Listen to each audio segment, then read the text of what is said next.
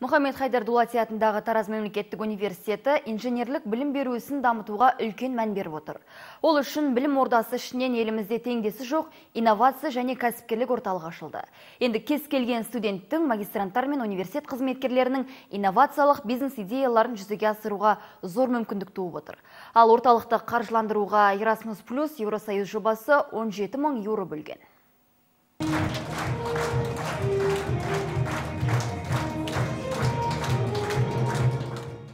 Орталықтың еліміз бойынша біздің өңірде ашылуы кездейсоқтық емес.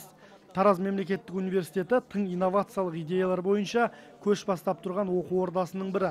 Оған студенттердің ғылымдағы жетістіктері дәлел. Біздің университет халықаралық Erasmus+ бағдарламасының аясында бір дегеннен енді 3 жобаның жеңімпазы болып атанды. Жалпы енді біздің алдымызда тек қана Әл-Фараби атындағы Қазақ ұлттық университет 4 жоба орындап жатыр, ал енді екінші осы біздің университет біз бір дегеннен енді 3 жобаны орындап жатырмыз.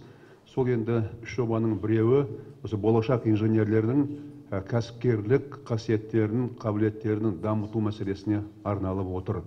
Орталықтың міндеті кәсіпкер дайындау емес, ғылымда жаңалық аша алатын инженер жастарға қолдау көрсету, инновациялық идеяны бизнес жобаға түрлендіру. Ал мұндай жаңашылдықтарға өңірлік кәсіпкерлер де қолдау көрсетуге әзір.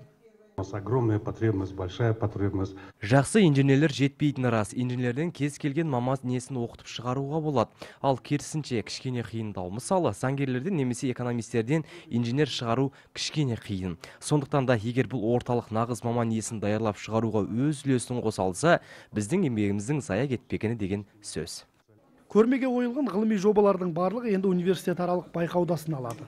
Ал үздік деп танылғандары халықаралық комиссия алдында қорғалып, алдағы уақытта қолданысқа енуі бек мүмкін.